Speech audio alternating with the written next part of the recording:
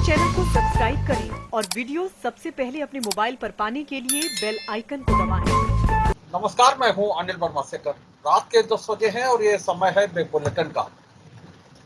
आज हिंदी दिवस है और हिंदी दिवस के अवसर पर अपने समस्त दर्शकों को, अपने समस्त पैनलिस्ट को बधाई और शुभकामनाएं देते हुए आज की इस बहस की शुरुआत कर रहे हैं। बहस के विषय पर चलने से पहले पैनल में शामिल मेहमानों से आपका परिचय करा दें। आज भारतीय जनता पार्टी से महिला मोर्चा की उपाध्यक्ष श्रीमती श्वेता दुबे हैं, कांग्रेस से विवेक नारायण मिश्रा जी हैं, प्रदेश कांग्रेस कमेटी के सदस्य हैं और वरुण त्रिपाठी कांग्रेस से हैं, कांग्रेस का पक्ष रखेंगे, और सुभाषपा से सुशील कश्यप। ये पैनल है आज की इस बहस का, आज के डिबेट का। अभी पिछले दिन राज्य मंत्री असीम अरुण साहब ने यहाँ एक जानकारी दी, और वो मंत्रिमंडल के फैसले की जानकारी कि हर जिले में एक एक सीएचसी को जो ट्रिपल पी फार्मूला है उसके आधार पर चलाया जाएगा। ये भी अभी एक निर्णय लिया कि हर जिले में एक सीएचसी को हम प्राइवेट पब्लिक पार्टनरशिप पीपीपी के आधार पर विकसित करेंगे, जिससे कि प्राइवेट सेक्टर का योगदान भी उसमें बढ़े और सरकारी सेक्टर को उसमें प्रतियोगिता का मौका मिले, दोनों एक दूसरे से प्रतिस्पर्धा करें, अच्छी परफॉर्मेंस दें। दोनों ही सूरत में अगर हम देखें तो हमको बहुत सारे डॉक्टर्स की, नर्सेस की जरूरत पड़ने वाली है। आप लोग मुझसे बेहतर जानते हैं कि कितनी कमी है इस समय मेडिकल प्रशिक्षित स्टाफ की, फैकल्टी की बहुत सारी कमी है, लेकिन हम लोग मिल करके इसको पूरा करेंगे। मुझे पूरा विश्वास है कि Swami Vivekananda college of nursing इसमें एक बड़ा योगदान करेगा। अभी आपके पास 40-80 सीटें हैं। मेरी कामना है, और जिस खूबसूरती के साथ अच्छा काम आपने किया, मुझे पूरा विश्वास भी है कि ये सीटें भी बढ़ेंगी, कोर्स भी बढ़ेंगे, और जितनी हमारी आवश्यकता है मेडिकल स्टाफ की, वो न सिर्फ पूरी होगी बल्कि हम अन्य राज्यों में और अन्य देशों में भी अपने बच्चों को भेजेंगे। ऐसा हम संकल्प लेके दुनिया का सबसे बड़ा टीकाकरण अभियान भारत में संचालित किया गया, सफल रहा, और उसी का परिणाम है कि कोरोना की छोटी बड़ी लहरें आ रही हैं और हम लोग उसको अब नॉर्मल वायरल फीवर की तरह लेने लगे हैं, क्योंकि हम लोगों की सबकी प्रतिरोधक क्षमता बढ़ चुकी है। लेकिन कोरोना के बीच में हमारे मेडिकल व्यवसाय के सभी साथियों ने, डॉक्टर्स, नर्सेज, वार्ड बॉय, सफाई कर्मी, जितना खतरा अपने ऊपर लेकर के आपने काम किया है, जितने लोगों की आपने जान बचाई है, और साथ साथ कितने मेडिकल कर्मी हैं जिनकी जान गई भी है, बच सकती थी अगर वो अपने आप को घर में बंद कर लेते, लेकिन नहीं, उन्होंने बंद किया पर अपने आप को अस्पताल में बंद कर लिया, परिवार से दूर रहते हुए। ऐसे अपने मेडिकल प्रोफेशन के, व्यवसाय के सभी साथियों को मैं प्रणाम करता हूं, और हम सब के लिए वो प्रेरणा के स्रोत भी हैं, खासकर हमारे नई बच्चियां, बच्चे जो अभी इस क्षेत्र में कदम बढ़ा रहे हैं। ऐसे नोबल प्रोफेशन को, ऐसे मानवीय व्यवसाय को मेरी ओर से और हम सब की ओर से हृदय से बहुत सारा प्रणाम है कि स्किल डेवलपमेंट, प्रतिभा कौशल के जो कार्य चल रहे हैं उसमें भी हमें अपने बच्चों को जोड़ना होगा। मैं अनुराग जी आपका संपर्क कराऊंगा, एक मुझे सज्जन मिले जो इजराइल के साथ उनका अनुबंध है मेडिकल स्टाफ पहुंचाने का, और उनकी केवल 2 शर्त है कि 3 साल के लिए स्टाफ को भेजना है, और दूसरा वो चाहते हैं कि एक पुलिस वेरिफिकेशन हो जाए। वो तो हो ही जाएगा, समस्या होगी तो मेरे कुछ मित्र मदद कर देंगे उसमें जरूर। तो ऐसे बहुत सारे कंपनियां हैं, ऐसे लोग हैं जो ह्यूमन रिसोर्सेज को एक्सपोर्ट करने का काम करते हैं टेम्परेरी तौर पे, तो उनसे मैं आपका संपर्क जरूर कराऊंगा। और अभी तो हमारे बच्चे पहले ही वर्ष में हैं, लेकिन अब अभी से हम हमारे बच्चे कहाँ पहुँचेंगे, क्या योगदान करेंगे, इसके बारे में चर्चा करेंगे। मैं अपनी बेटियों को, मतलब साफ है कि सरकार स्वास्थ्य सेवाओं का निजीकरण करने की ओर बढ़ रही है। लंबे समय से ये चीजें चल रही हैं कि डॉक्टर कोई सरकारी सेवाओं में आना नहीं चाहते, जो चयनित भी हो जाते हैं, जिन्हें भेजा जाता है वो ज्वाइन नहीं करते हैं। अन्य स्टाफ की कमी है, दवाइयों की कमी है, ये सारी चीज़ें सामान्य हो गई हैं और हर जगह से शिकायत इस तरह की आ रही है, आती रही है। हालांकि deputy chief minister Pathak ji ने काफ़ी दौरे लगाए, काफ़ी छापे मारे। व्यवस्थाएं सुधरना अलग चीज़ है। हालांकि उसी कार्यक्रम में अपने फर्रुखाबाद के शहर विधायक मेजर सुनील दत्त द्विवेदी का एक अनुभव बहुत उल्लेखनीय है अपने शहरवासियों के लिए। उन्होंने कहा कि लोहिया अस्पताल की व्यवस्थाओं में बहुत आमूल-चूल परिवर्तन हो गया है। 8 बजते ही लाइनें लग जाती हैं, डॉक्टर बैठ जाते हैं और लोहिया अस्पताल में सारी व्यवस्थाएं बदल गई हैं। सुबह 8 बजते ही वहाँ पर्चा काउंटर पर लाइनें लग जाती हैं, डॉक्टर बैठ जाते हैं और सारी व्यवस्थाएं, जो सारी सेवाएं हैं लोहिया अस्पताल की, वो शुरू हो जाती हैं 8 बजे। क्या है क्या नहीं है ये शहर के लोग जानते हैं, दूसरे लोग भी जानते हैं। लेकिन आज हम चर्चा इस बात को करने की ओर कर रहे हैं कि ये जो हर जिले में एक CHC को PPP फार्मूले से चलाने की बात है, तो क्या हम स्वास्थ्य सेवाओं के निजीकरण की ओर बढ़ रहे हैं? क्या अब आम आदमी को 1 रुपए के पर्चे में सरकारी स्वास्थ्य सेवाओं का लाभ नहीं मिल पाएगा? फर्रुखाबाद में, दूसरी जगहों पर तो दूर दराज से लोग विश्वास के आधार पर सरकारी अस्पतालों में आते हैं, जाते हैं, जहां अक्सर डॉक्टर नहीं मिलते हैं, स्टाफ की कमी है, दवाएं भी नहीं होती हैं और काफ़ी चीज़ें हैं। उनके बावजूद जो विश्वास है, खासतौर से फर्रुखाबाद के लोहिया अस्पताल को लेकर के जो जिला अस्पताल है, वहाँ लोग आते हैं और प्रतिदिन 1000 से अधिक मरीज देखे जाते हैं, सारी अव्यवस्थाओं के होने के बावजूद। सरकार ने तमाम सी सुविधाओं को फ्री कर रखा है। फ्री पैथोलॉजी है, फ्री एक्सरे है, फ्री ECG है, तमाम सी चीज़ें फ्री हैं जिनके लिए कोई शुल्क नहीं लिया जाता। हालांकि स्थिति उल्टी भी है कि मशीनें लगी हैं और मशीनों को चलाने वाले लोग नहीं हैं और मशीनें अक्सर ख़राब रहती हैं या ख़राब कर दी जाती हैं। नतीजतन जो सुविधाएं देने की बात है, उन सुविधाओं का लाभ आम आदमी को नहीं मिल पाता। ये सारी चीज़ें हैं जिन पर हम लोग समय समय पर चर्चा करते रहते हैं और चर्चा की है हम लोगों ने। लेकिन आज हम केवल एक विषय पर केंद्रित हैं कि क्या स्वास्थ्य सेवाएं उत्तर प्रदेश की निजीकरण की ओर बढ़ रही हैं और पब्लिक प्राइवेट पार्टनरशिप की ओर जो कदम बढ़ा रही है सरकार, वो कितना हितकारी होगा। जैसे कि हमने कहा कि 1 रुपए में पर्चा बनवा करके आम आदमी दवा लेने के लिए कंपिल से, अल्लाहगंज से, गुरसाईगंज के पास से चला आता बेचारा और यहाँ से जो दवाई ले जाता है वो विश्वास के आधार पर उस दवाई से ही ठीक भी हो जाता है। तो ये जो निजीकरण विभिन्न विभागों का सरकार पहले से कर रही है और लगता ये है कि सरकार असहाय सी हो गई है और तब ये बड़ा फैसला लिया गया है कि और एक ट्रायल है कि हर जिले में एक CHC को इस प्रयोग से देखा जाए कि किस तरह की व्यवस्थाएं रहती हैं आगे। क्योंकि डॉक्टरों की बात है, डॉक्टर संविदा पर भी जो डॉक्टर ज्वाइन करते हैं, चयनित होते हैं, वो भी अक्सर ज्वाइन नहीं करते हैं। जो और प्रशिक्षित स्टाफ है उसकी भी कमी है, नर्सेज की कमी है, वार्डवाइज की कमी है।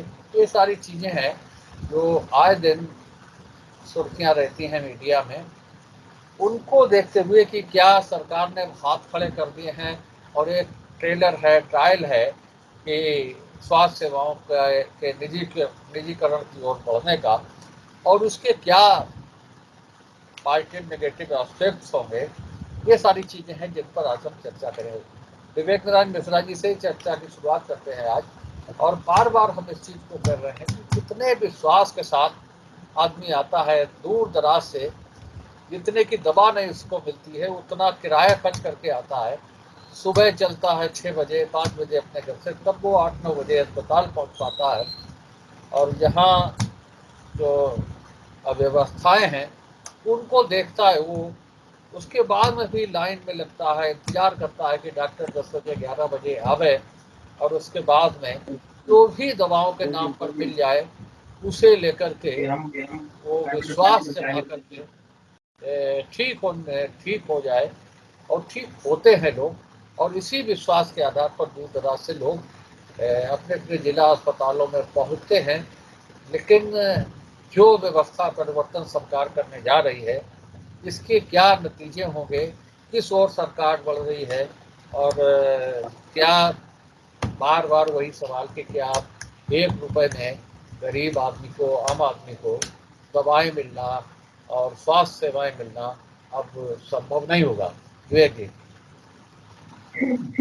अनिल भाई, ये देखिए कि ये जो घोषणा करी गई है, जो जानकारी दी है, ये इनके भाजपा के तमाम अन्य फैसलों के तरीके से स्पष्ट नहीं है। ये स्पष्ट इसलिए नहीं है कि इसमें ये कुछ नहीं बताया गया है कि ये पीपीपी मॉडल होने के बाद सीएससी को में जो पर्चे बनेंगे उनकी कीमत क्या होगी, उनकी जांचें होंगी, उनकी क्या दरें होंगी, और जो दवाइयाँ मिलेंगी वो किस हिसाब से मिलेंगी, और उसके अलावा कौन सी अतिरिक्त सुविधाएं इस पीपीपी मॉडल से मिलेंगी, कुछ भी स्पष्ट नहीं है ये।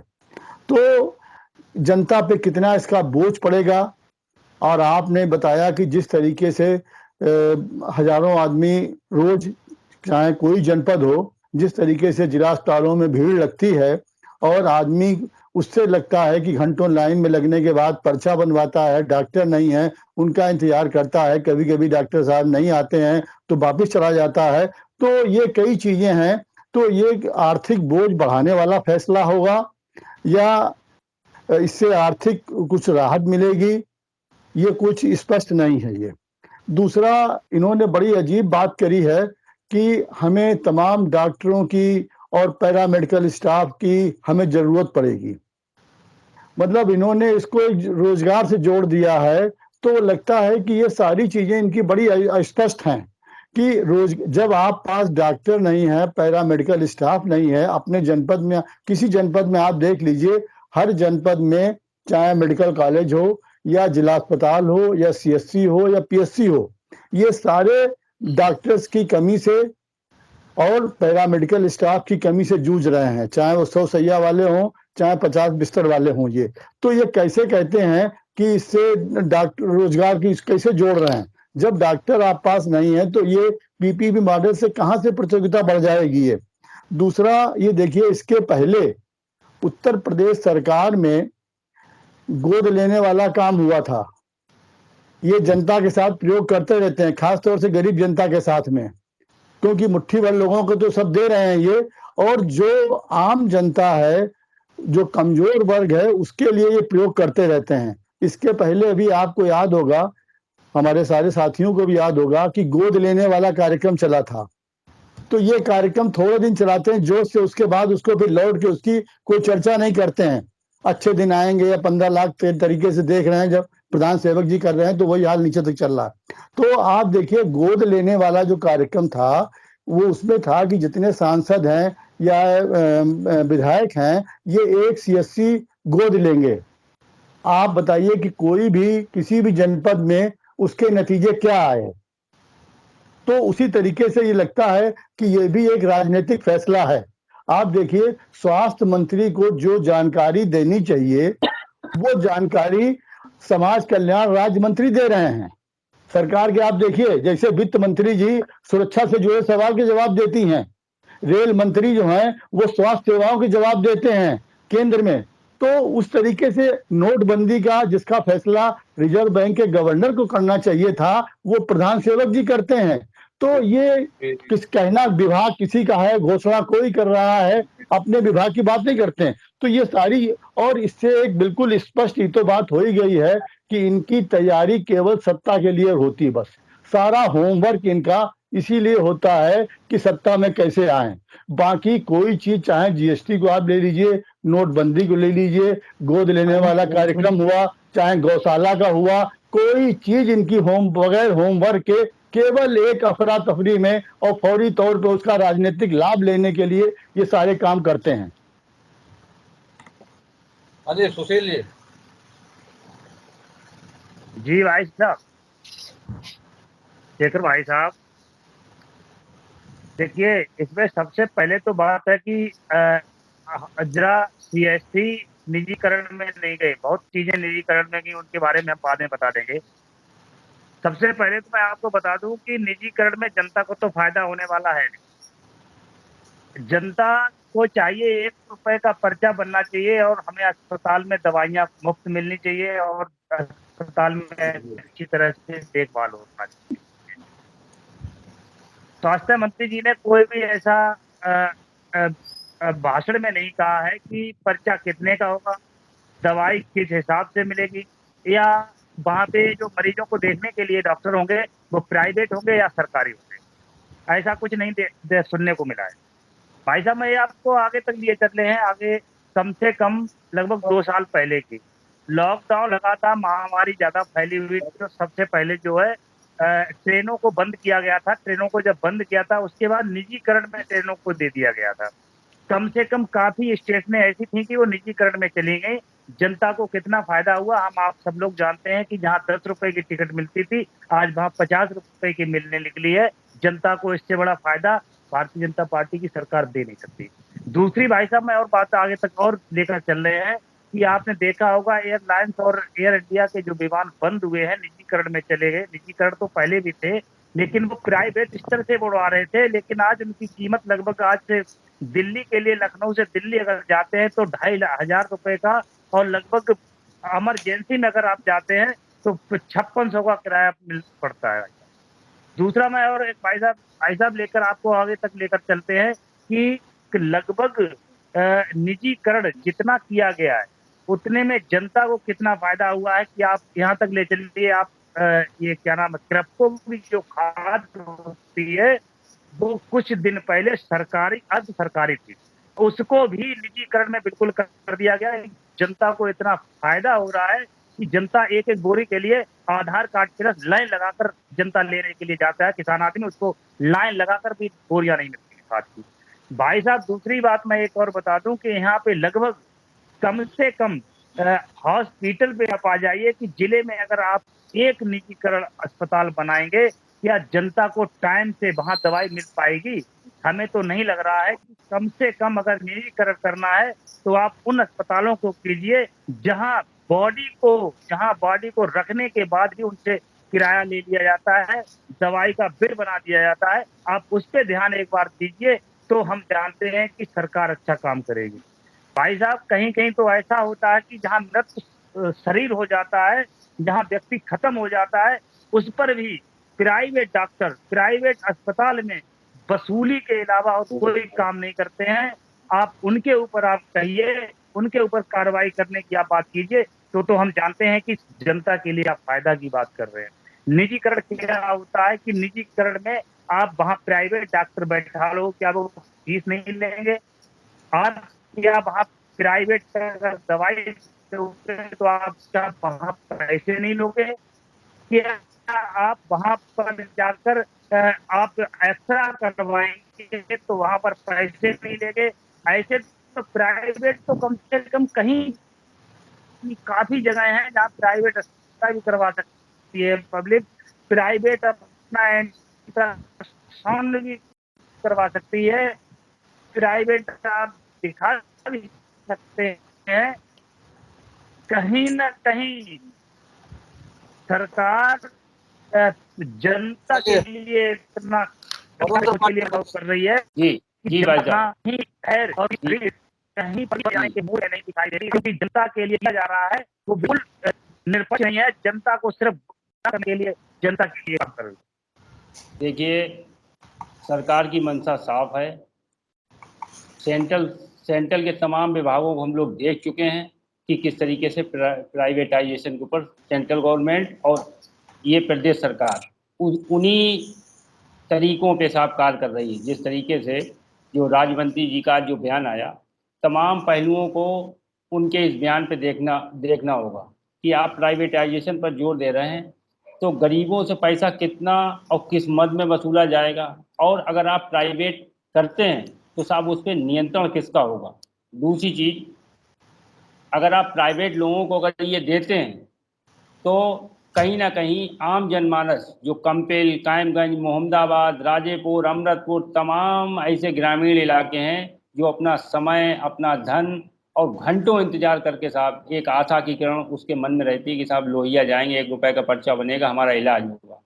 तो साहब उसके उस पूरे घंटों के प्रयास के बाद अभी ये क्लियर उनके बयान में नहीं हुआ कि किस मद में होगा। दूसरी चीज आप देखिए, इसमें क्या गवर्नमेंट अपना नियंत्रक बैठा लेगी। तमाम पहलू ऐसे हैं जिनके ऊपर अभी जवाब नहीं दिया, और अभी देखना होगा कि साहब उस पर नियंत्रक किसका होगा। क्या प्राइवेट उसके ऊपर लोग नियंत्रण करेंगे या गवर्नमेंट अपना कोई नियंत्रक बैठा लेगी। आप देखिए कि जिस तरीके से 100 रुपए में साहब एक्सरे होता है, तो क्या प्राइवेट में भी एक 100 रुपए का होगा। दूसरी चीज, प्राइवेट में हम लोग सभी जानते हैं कि मोनोपोली किस तरीके की है। सीएससी में हम लोग जानते हैं कि आयुर्वेद वाले डिप्यूट किए जाते हैं सीएससी में साहब बीएमएस का डॉक्टर, और एमबीबीएस का एक डॉक्टर होना चाहिए। आपातकाल के लिए एमबीबीएस का डॉक्टर होना बहुत जरूरी है। अगर ये सब व्यवस्थाएं नहीं है तो कहीं ना कहीं ये पूरी तरीके से फेल है। और हम लोग देखते हैं कि रिफर किए हुए मरीज ज़्यादातर सीएससी से साहब रेफर उन्हें किया जाता है। तो क्या सीएससी में ये सब व्यवस्थाएं होंगी? सर्जन भी साहब होना चाहिए और आईसीयू की भी पूरी व्यवस्था होनी चाहिए। तो तमाम पहलू हैं। ये जिस तरीके का उनका बयान आया है, और अगर ये प्राइवेटाइजेशन इस पे होता है तो आप ये विश्वास रखिए कि इससे कहीं ना कहीं आम जनता के ऊपर एक बहुत बोझ पड़ने वाला है। क्योंकि प्राइवेट लोगों के हाथों में, जब प्राइवेट संस्थाओं के हाथों में जब ये सब चीज़ें जाएंगी तो कहीं ना कहीं अवैध वसूली, जिस तरीके से प्राइवेट हॉस्पिटलों में हम लोग हालत देख रहे हैं कि लाख लाख 1.5 लाख रुपए पेशेंट से अवैध वसूली साहब की जाती है, तो कहीं ना कहीं उसी तरीके से इस मामले में भी साहब गरीबों को ठगा जाएगा।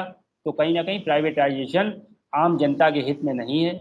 इसके ऊपर तमाम जांच के विषय और आगे आने वाले जिस तरीके से जो उत्तर प्रदेश सरकार अगर ये करने जा रही है तो सिलसिलेवार तरीके से तमाम पहलुओं को देखना होगा।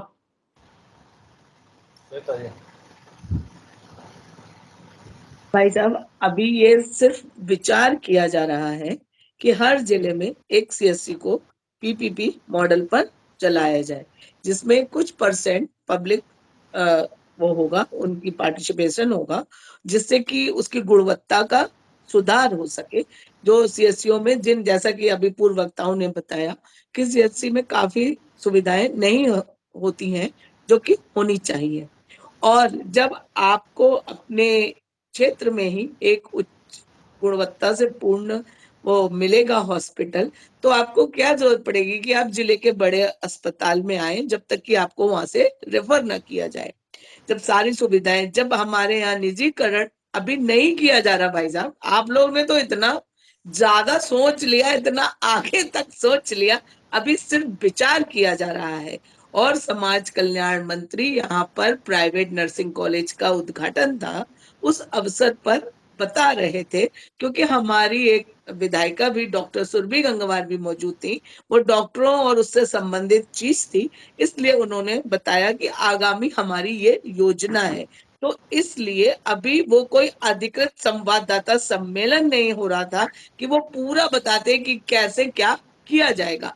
उन्होंने संदर्भित किया कि हम स्वास्थ्य सेवाओं को सुधारने के लिए क्या क्या करने का सोच रहे हैं, अभी ना पूरी तरह से लागू। और रही बात निजीकरण, निजीकरण नहीं किया जा रहा है सरकारी अस्पतालों का, कुछ परसेंट उसमें शेयर रहेंगे, जिससे कि उनकी गुणवत्ता में सुधार हो सके।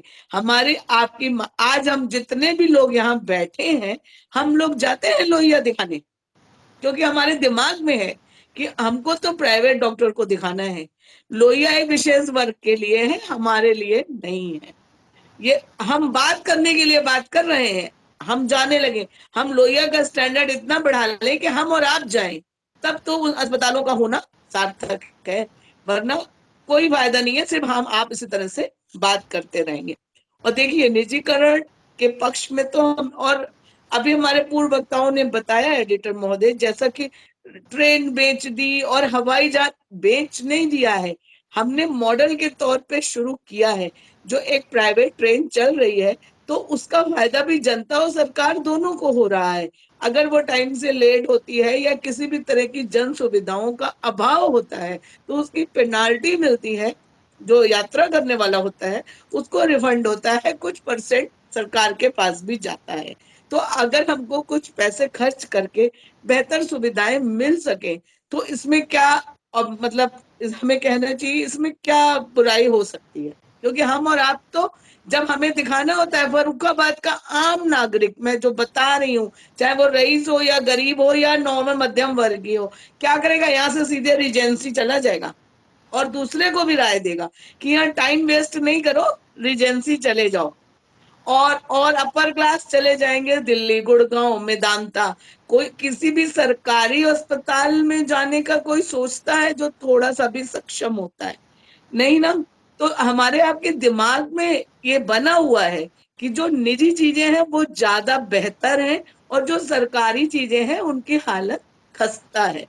तो ये ऐसा है भी, सिर्फ बने हुआ नहीं है, ऐसा है भी। तो इसको सुधारने के लिए अगर हम कुछ परसेंट निजीकरण उसका करते हैं, कुछ शेयर उसमें वो करते हैं और उसकी गुणवत्ता में सुधार होता है, तो मुझे लगता है कि इससे किसी को भी इनकार नहीं होना चाहिए, बल्कि ये एक स्वागत योग, और अभी ये स्वागत योग कदम भी मैं नहीं कह सकती हूँ, अभी इस पर विचार किया जा रहा है, अभी इसको लागू नहीं किया गया है।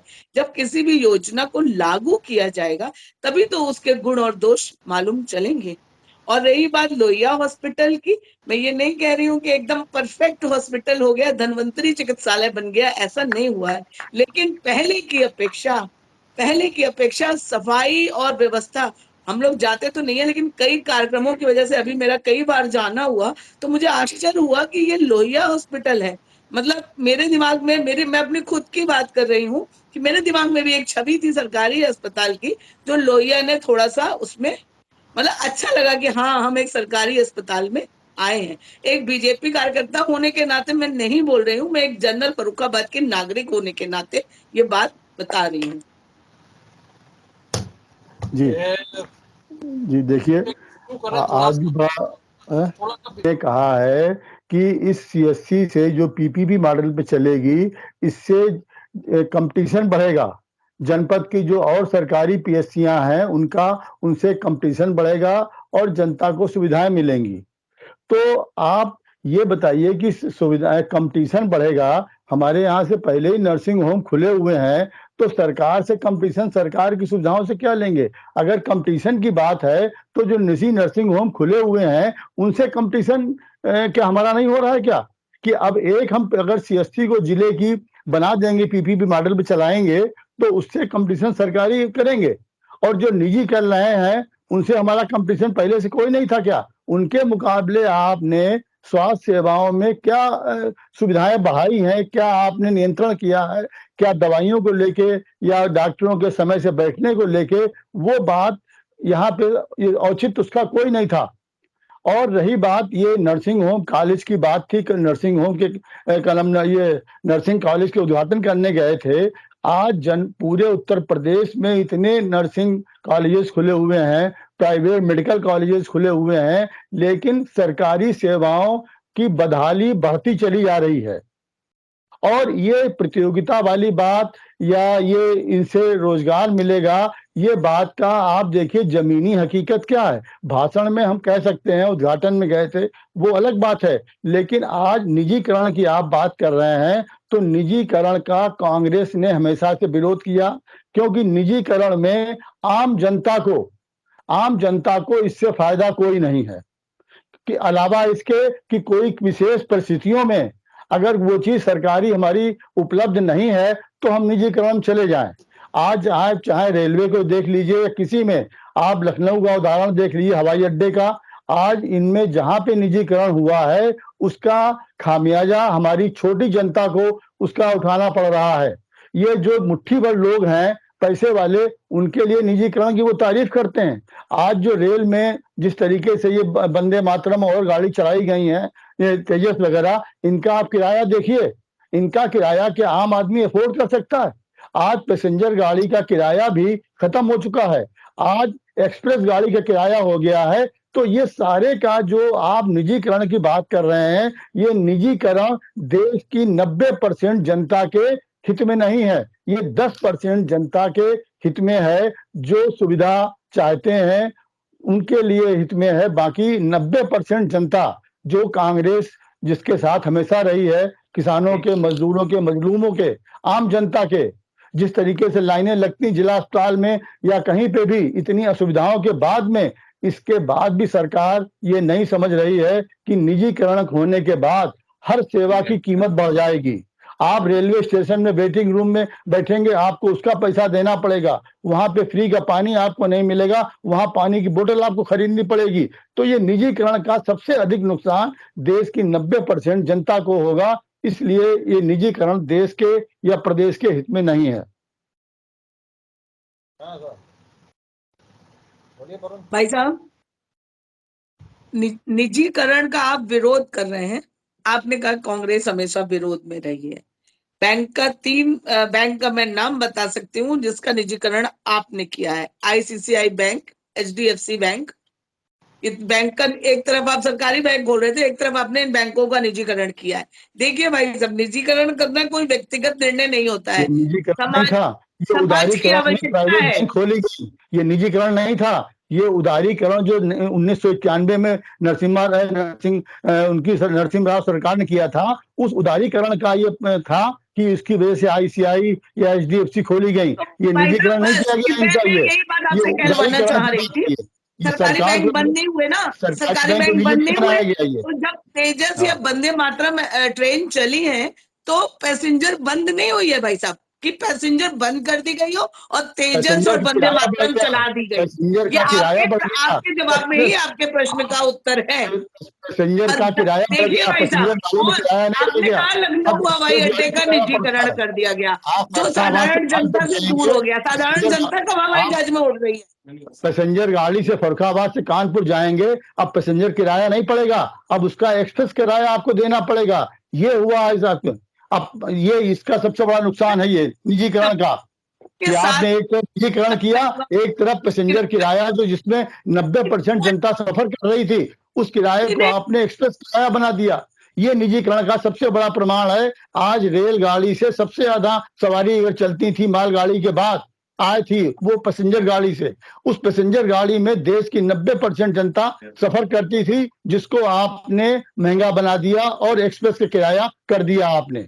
क्योंकि आप चलते नहीं है इसलिए आपको अंदाज नहीं है। आप जो फरुखाबाद से जा रहा था कानपुर, उसका किराया पूछिए कि पहले किराया क्या था पैसेंजर गाड़ी का, इस समय एक्सप्रेस गाड़ी किराया कितना उसका हो चुका है। ये फर्क है निजीकरण और सरकारीकरण का। ये तो 90% जनता इसका को तकलीफ हो रही है।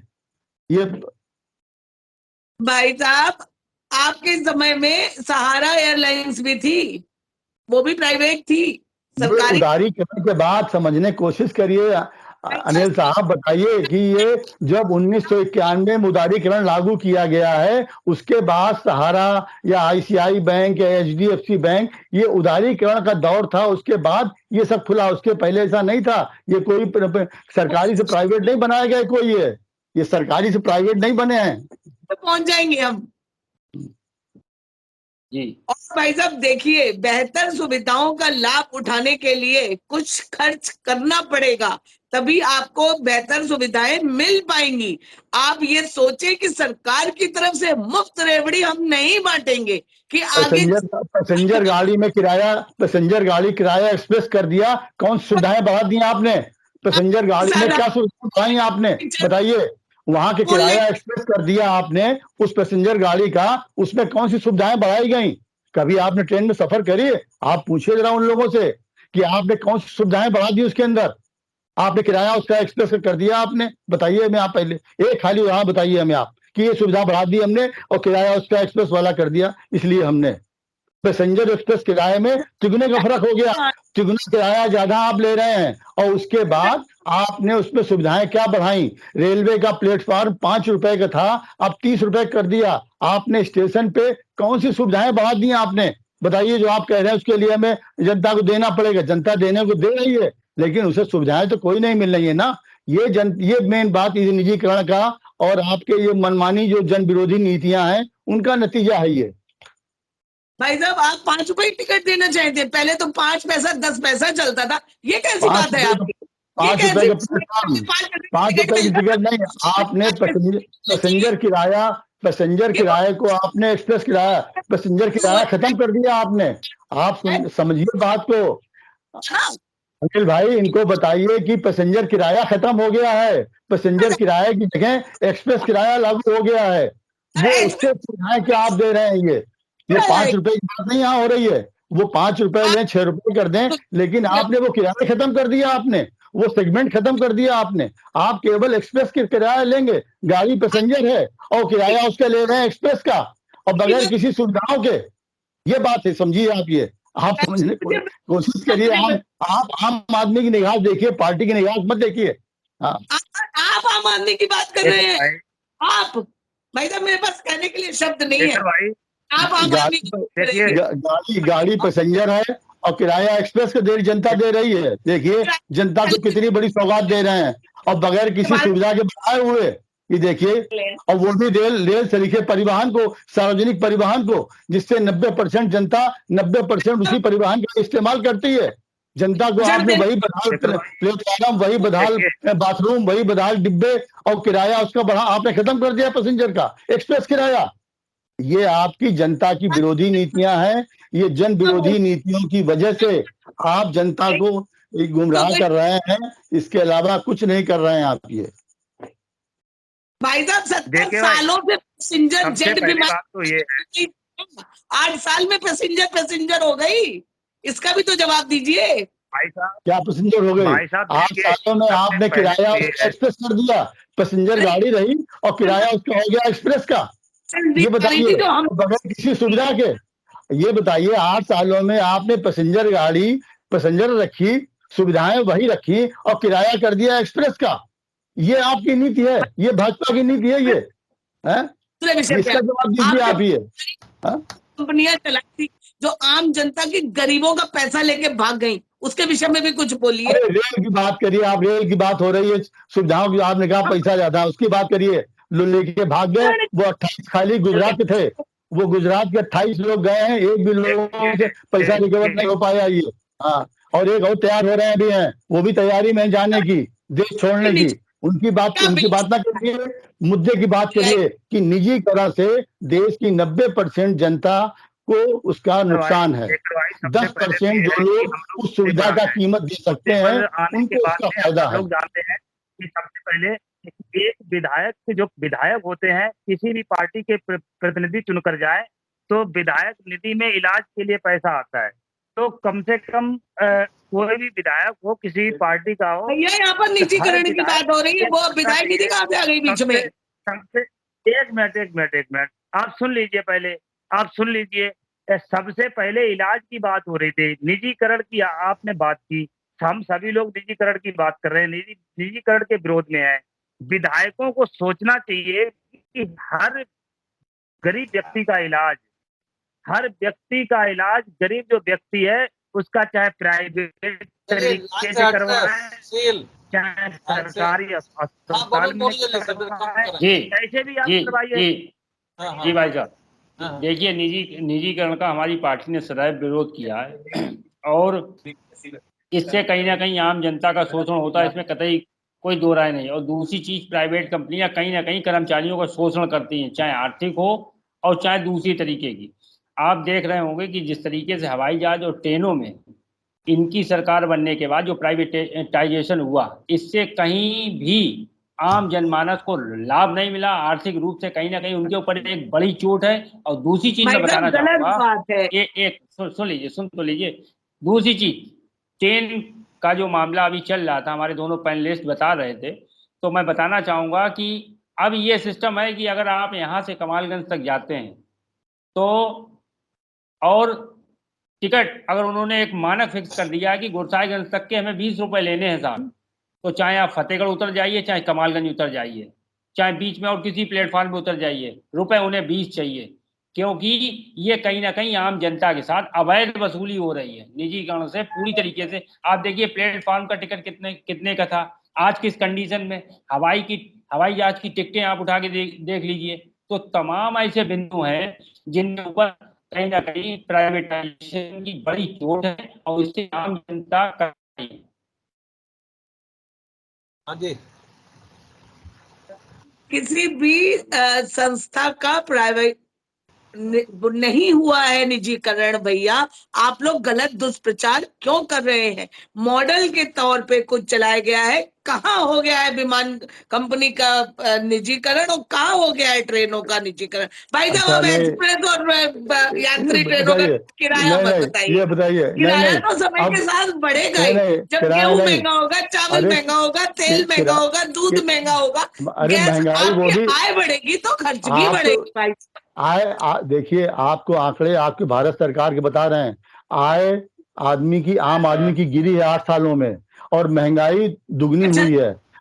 और फिर आप बार बार बात को समझने के, अनिल भाई बताइए, कोशिश करिए कि पैसेंजर किराया खत्म कर दिया गया। किराया बढ़ना अलग होता है, लेकिन पैसेंजर किराए का सेगमेंट ही खत्म कर दिया, एक्सप्रेस किराया कर दिया जो एक्सप्रेस का था। दूसरी बात, आप देखिए कि आपको मालूम लीज के माने क्या होता है? लखनऊ का हवाई अड्डा 40 साल को लीज पे दिया गया है। अब वहां पे आप जाइए तो 1200 रुपए खाली आपको देने पड़ते हैं। आप जिस समय घुसेंगे अंदर और जहाज में बैठने तक के, आप दिल्ली उतरेंगे 1200 रुपए, 2400 रुपए केवल आपको देने पड़ते हैं कि आप एयरपोर्ट से उतरे, लैंड करके और बाहर निकले, लखनऊ में एंटर किए और प्लेन तक आप गए। 1200 रुपए, 2400 रुपए आपको ये निजीकरण की कीमत है और 40 साल आपको देना है। ये 40 साल के लिए लीज पे दिया है। ये आराम से जाते हैं, आपको पीपी किट दी जाती है, आपको वो दिया जाता है, सैनिटाइजर दिया जाता है। जब आप हवाई जहाज में सफर कर रहे हैं तो क्यों कंजूसी कर रहे हैं? ये सब पहले मिलते थे, ये सब पहले मिलते थे, लेकिन अब वही चीजें चौगुनी कीमत पे हो रही हैं। सब पहले मिलते थे। ये जाने से ही रहा था, आम आदमी को जो कर देता था उसी से तो जाता था। ये आप बार बार समझने की कोशिश करिए कि निजीकरण में, देखिए हम आपकी बात। चलिए आज की इस बहस को यही समाप्त कर रहे हैं। अभी हम लोगों ने कोरोना काल में अंतर देखा है प्राइवेट और निजी सेवाओं का, सरकारी सेवाओं का। जो निजी सेवाएं थी सर, जो अधिकांश प्राइवेट चिकित्सक थे, प्राइवेट अस्पताल, तो उन्होंने मरीजों को देखना बंद कर दिया था, फाटक बंद कर दिए थे और मिलना बंद कर दिया था। और बहुत दिन तक कहीं कोई व्हाट्सएप से मरीज देखता रहा, कहीं कोई फोन से मरीज देखता रहा। ये सरकारी डॉक्टर ही थे जो जान पर खेल करके हमारी स्वास्थ्य सेवाओं को चलाते रहे। और मंत्री जी ने भी उस दिन कहा कि तमाम लोग जान को बीमार होते रहे, खुद पीड़ित होते रहे और उसके बाद में भी वो सेवाओं पर डटे रहे। तो ये मामूल जो अंतर है, बड़ा अंतर है, वो हमने इस कोरोना काल में देखा है। अब क्या होगा इन सेवाओं का? जो ट्रायल होना है, जो सरकार की मंशा है, वो कब तक लागू होगी, क्या उसके नतीजे होंगे, कि आने वाला वक्त बताएगा। आज की बहस में भाग लेने के लिए आप सबका बहुत बहुत धन्यवाद। हम शुक्रवार को फिर मिलेंगे एक नई बहस को लेकर, एक नए विषय को लेकर। तब तक के लिए इजाजत दीजिए। शुभ रात्रि। उम्मीद है आपको हमारी ये खबर पसंद आई होगी। आप इसे लाइक करें, अपने दोस्तों के साथ शेयर करें और कमेंट करके अपनी प्रतिक्रिया बताएं। अगर आप पहली बार हमारे चैनल से जुड़ रहे हैं तो चैनल को सब्सक्राइब करना ना भूलें। यही निवेदन आपसे है।